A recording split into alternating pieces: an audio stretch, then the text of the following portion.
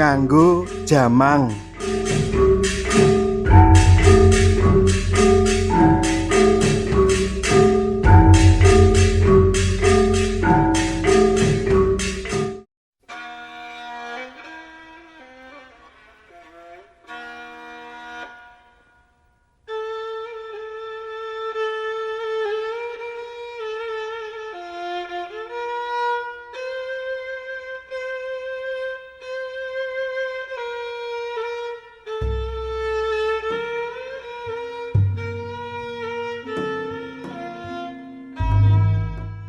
Sawijining wektu nalika durung ana pagebluk Covid-19, ana sopir cacah 5 kang mobile dicharter ngeterake manten menyang dusun Makarang.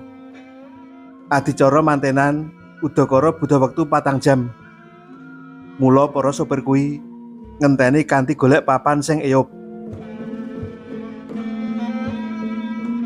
Kanggo ngenggar-enggarati, sopir cacah 5 kuwi padha dolan menyang wewengkon Umbul Sungsang.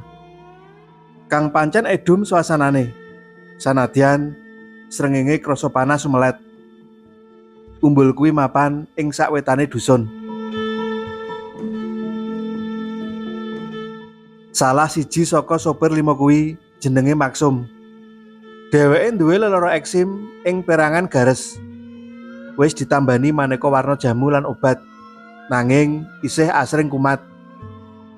Maksum tau krungu crita kalamun banyu kang mili saka ngisor reca sirah gajah kang mawa makutha kang ana ing wewengkon Umbul Sungsang kuwi bisa dadi tamba lelara apa wae.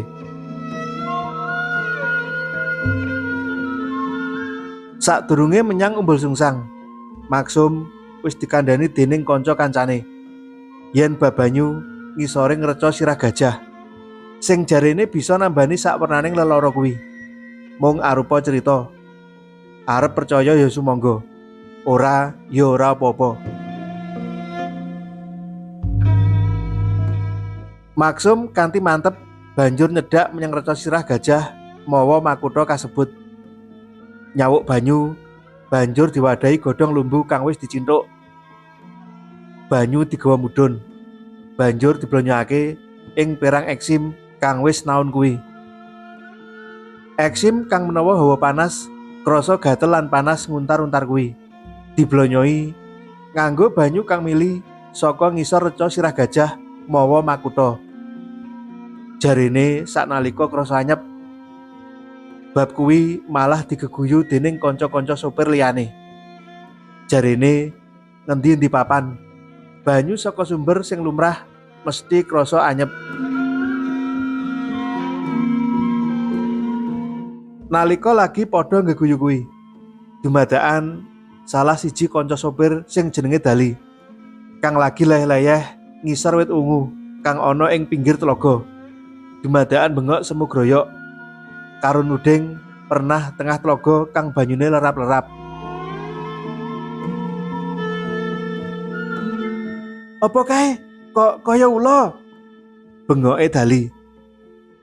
Saknalika sopir liyane padha mlayu munggah menyang papane tlaga.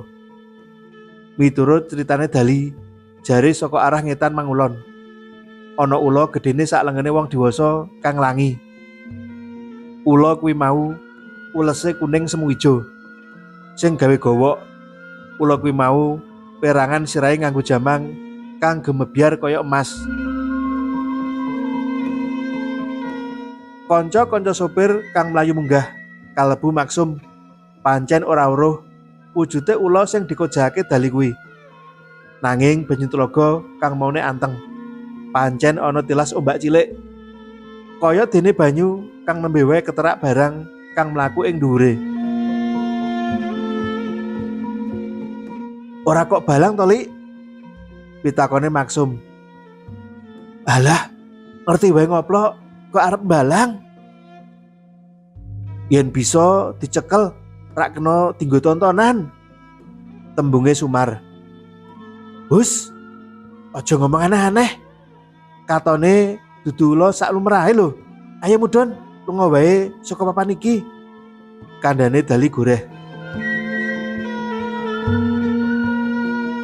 Nalika mudhun saka tlaga, Maksum dhewe kanthi ora sengaja uga ngerti ana ula mabur saka wit ringin menyang wit jambon. Kanca kancane uga ngerti bab kuwi. Yen bab ula mabur iku bisa ditampa nalar. Awit pancen ana ula kang bisa mlumpat utawa yen disawang kaya mabur saka wit siji menyang wit liyane. Nanging pancen arang-arang diweruhi. Mula nalika kawruhan ya dadi kaya bab kang aneh. Pangrasane wong lima kuwi dadi ora kepenak. Mula enggal bali menyang papan pahargyan manten. Maksum dhewe uga gegancangan melu kancane bali. Sikile kang kena eksim wiwit krasa kaya diseka nganggo awu anget. Maksum rumangsa kuwatir yen kedadian kang nembe dumadi iku minangka sasmita ala.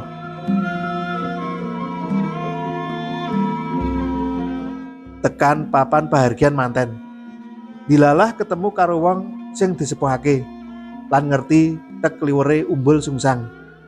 Asmane Ki Kiran. Saiki piyayine wis ora ana.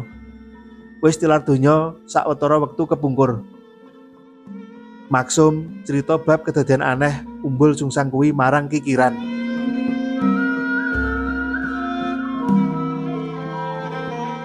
Jenengan rombongan manten, Mas?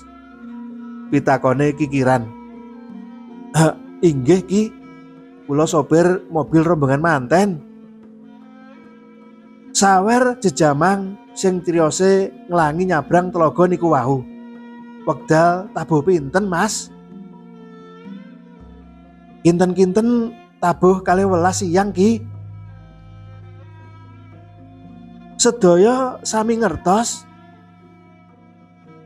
Mboten Ki, namung lek dali ingkang sumerep, nanging toya tlaga pancen wonten alur-alur ebah kados dene katrak barang utawi bab ingkang ngambang lan mlampah utawi ebah.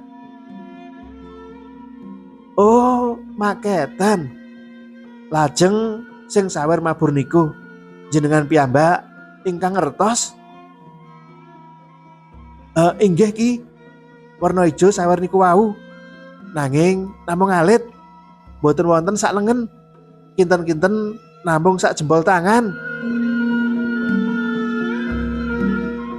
Kikiran mesem nalika diceritani bab kuwi. Banjur aweh wedharan kanthi basa ngoko. Miturut aku mangkene, Mas, bab kang aneh kuwi sumbere saka alam gaib. Kang papane dadi siji karo manungsa, nanging beda dimensi. Mula kudu tansah mlaku sisih-sisihan. Aja nganti gesekan. Kadangkala makhluk-makhluk kang beda alam kuwi pancen bisa ngganggu gawe. Nanging uga ana kang bisa lan seneng aweh pitulungan. Ndak kira awake dhewe ora perlu kuwatir yen bab kuwi minangka sasmita ala utawa sasmita sing nyeleneh. Luwih becik kabeh dipasrahake marang kang duwe jagat.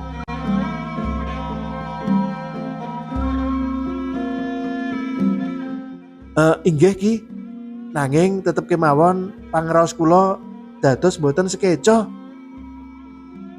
Ora apa-apa, bareng karo lakuning wektu lan kanthi ati sumarah, pangrasa goreh kuwi mesti bakal ilang.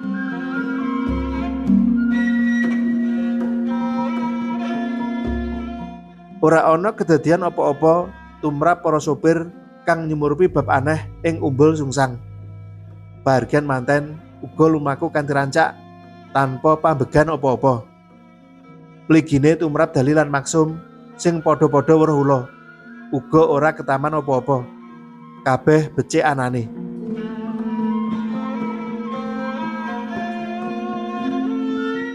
Sakwise 6 sasi saka kedadian kuwi, Maksum bali menyang wewengkon umbul sungsang.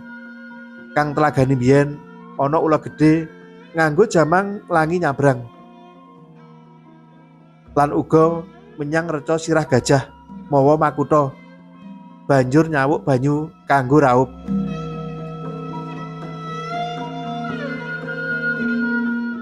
Sediaku ora arep nyembah kayu watu.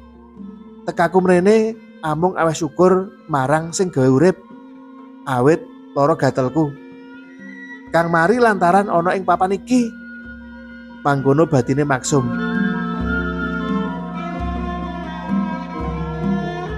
Miturut ceritane marang warga kono, maksum kang nate lara eksim lan maune dikuwatirake bakal mbabrah.